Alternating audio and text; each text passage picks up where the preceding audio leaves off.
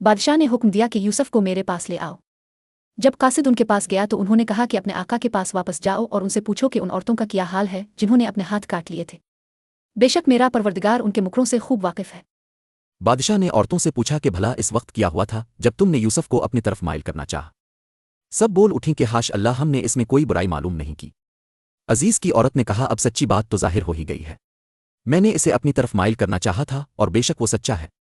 یوسف نے کہا کہ میں نے یہ بات اس لیے پوچھی تاکہ عزیز کو یقین ہو جائے کہ میں نے اس کی پیٹھ پیچھے اس کی امانت میں خیانت نہیں کی، اور خدا خیانت کرنے والوں کے مکروں کو روبرا نہیں کرتا۔